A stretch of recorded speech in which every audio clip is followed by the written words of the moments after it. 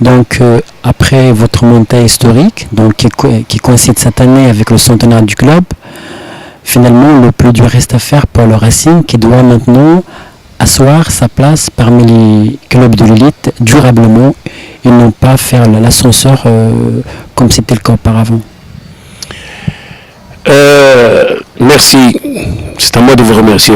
Vous êtes ici en plein soleil pour recueillir des renseignements sur le RAC, pour faire un reportage sur le RAC. Maintenant, le RAC est en première division. Bah, je l'appelle ça monter, c'est un retour à la place de première division où le RAC a toujours joué. Maintenant, il y a un enjeu. C'est un défi même. C'est de rester en première division, mais rester aisément. Parce qu'il faut batailler pour rester, mais quand on compose une bonne équipe, une équipe, c'est-à-dire le staff technique, une équipe de bons joueurs, une équipe de bons dirigeants, parce que l'amalgame de tout ça font un bon club. Et quand il y a tous ces ingrédients réussis, la réussite du club est assurée à 75%. Maintenant, on a notre effectif qui a participé à la montée du RAC. Il ne faut pas s'alarmer. Mais il y a aussi un renfort. On a fait signer 2 ou 3 joueurs qui sont bien. Lesquels exactement? Il y a un joueur qui a joué à Auxerre. Il s'appelle comment? Soufiane. Et il y a Flissat, un jeune arrière central grand de taille qui a joué à Al-Massira. Il y a un jeune du RAC, 2 jeunes du RAC qui à mon avis peuvent jouer en équipe senior. J'ai recruté aussi 3 gardiens de but. Parce que le malheur du RAC l'année dernière, c'était le gardien de but. On avait encaissé des buts bêtes, on a ramassé 48 points pour monter. On aurait dû ramasser 70 ou 75 s'il y avait un bon goal. Ceux qui ont joué, je ne les blâme pas parce qu'ils ont fait ce qu'ils ont pu, c'est le football. Mais maintenant, leur prestation m'a poussé à chercher des gardiens et alhamdoulilah, je les ai trouvés. C'est lequel le premier gardien qui sera le premier gardien? Je vais te dire une chose. Pour le moment, il n'y a pas de premier, ou deuxième ou troisième. Je n'ai pas encore signé le contrat. Permets-moi de ne pas te citer de nom parce qu'il risque de s'envoler. Okay. Donc, Monsieur le Président, vous savez que le maintien, donc, comme vous avez dit, se maintenir aisément, ce n'est pas une chose facile. Donc, avez-vous effectué la préparation nécessaire qui vous permettra de répondre présent dès les premières journées du championnat? C'est normal, hein. On a commencé les entraînements le 3 juillet. Ça fait presque un mois, matin et soir, sur la coupole de Youssef Rossi, qui est à mon avis un jeune entraîneur je suis sûr de sa réussite, Inch'Allah, parce qu'il est dévoué, il aime son travail, mais il travaille très convenablement. Maintenant, quand je dis aisément, c'est que j'ai confiance à l'effectif du RAC. Quand je dis aisément, parce que maintenant, si l'équipe qui vient de monter, s'il gagne 1 ou 2, les 2 premiers matchs, ils seront difficiles à battre. Et moi je pense que le RAC peut faire face, peut lancer le défi aux grands clubs qui ont déjà un palmarès en première division.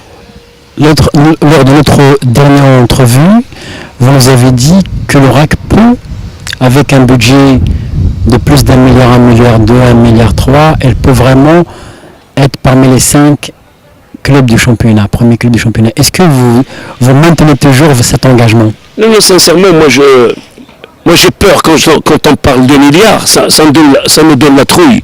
Parce que moi je ne risque pas de ramasser beaucoup de milliards ou 1 milliard et demi Moi j'ai un budget sur la subvention de la fédération, subvention Inch'Allah de le Mjlis du Grand Casablanca, et puis les adhérents, puis les sympathisants et tout ça. Ça fera combien au total? Si j'arrive à avoir, comme tu as dit, 1 milliard ou 1 milliard et demi, je peux éventuellement passé une très bonne saison. Tu sais pourquoi? Parce que moi, moi maintenant, quand je contacte le joueur, s'il est des catégories de jeunes, il n'y a pas de problème. Il connaît le processus. Les anciens connaissent le processus.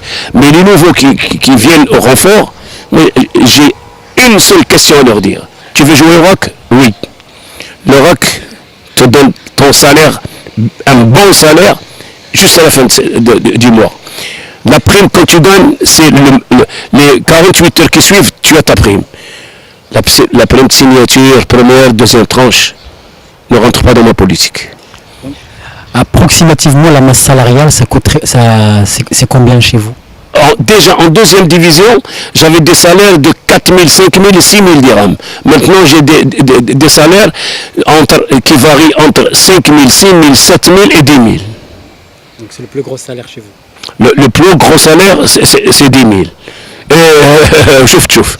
Donc ça, c'est une très bonne politique parce que ça nous permet de parler du fair play financier entre les clubs, parce qu'on voit malheureusement qu'il y a certains clubs qui vivent au-delà de leurs moyens. Avec les nouvelles recommandations de Talb El Alami, qui est le président de la commission contre les gestions, donc est-ce que le RAC s'inscrit dans cette politique de contrôle de ses finances pour ne pas... Le RAC peut-être que c'est un cas. Le RAC, voilà, l'augmentation des budgets, c'est le recrutement. C'est l'achat des joueurs. Parce que tu as un joueur que tu payes ou que tu achètes à 4 ou 5 millions de dirhams, c'est normal que tu dépasses les 2 et les 3 milliards. Mais moi, je ne suis pas de cette trempe. Moi, je suis un dirigeant qui joue selon ses moyens. J'ai un joueur avec un bon salaire. J'ai un joueur qui gagne sa prime. Je n'ai pas de joueur qui demande de prime de signature. Parce que les primes de signature, c'est que je n'applique pas la politique d'austérité parce que je veux l'appliquer. Mais mes moyens sont très limités. Un Mahsen, tu t'engages avec un joueur et tu lui donnes ce que tu lui as promis, ou alors tu le fais jouer dans les nuages et tu lui donnes rien. Il y a maintenant la commission des litiges à la fédération, il y a 36 millions de dossiers, réclamation des joueurs, réclamation des entraîneurs. Moi, je ne veux pas tomber dans ce piège. J'ai des joueurs qui comprennent et qui connaissent Mendoza. Tu as 6 000 dirhams, tu prends 6 000 dirhams. Tu as 10 000 dirhams, tu gagnes 10 000 dirhams. Tu as la prime de 3 000 dirhams, tu as ta prime de 3 000 dirhams. Et en plus de ça, moi je paye l'effectif est de 30 joueurs. Je paye les 30 joueurs. Le minimum, c'est un quart de prime. Tout le monde prend sa prime. Pourquoi? Parce qu'ils viennent, ils s'entraînent 5 fois par semaine. Je ne peux pas... celui qui est convoqué, tu lui donnes. Celui qui joue, d'accord? Celui qui ne joue pas, tu le prépares. Au minimum, un quart de prime. Ça, c'est ma politique. Il y a quart de prime, demi-prime et prime entière. Donc le club s'inscrit bien dans la politique de la fédération, de la commission contre les gestions. Tous les clubs sont obligés maintenant de répondre aux clauses cahier de charge. Si la fédération te contrôle, elle a droit, elle te donne une subvention. Si tu sors de la conduite de la fédération, alors tu dois payer. C'est Talbi, ils sont là, bon, ils ne font pas de gendarmes. Ils sont là. D'ailleurs, la première réunion de cette commission a été faite avec le RAC lundi. La première équipe, premier club qui a sollicité contrôle, c'est moi. Maintenant, ce n'est pas un contrôle. Voilà, les gens, il ne faut pas qu'ils se leurrent. Ils viennent pour t'expliquer le nouveau cahier de charge, la tenue d'une nouvelle comptabilité aux normes professionnelles. Ils montrent au trésorier, au comptable, au directeur administratif, comment faire marcher un club. Et on a retenu la leçon, et on a discuté, on s'est partagé beaucoup d'idées. Maintenant, les clubs sont obligés de répondre au cahier de charges.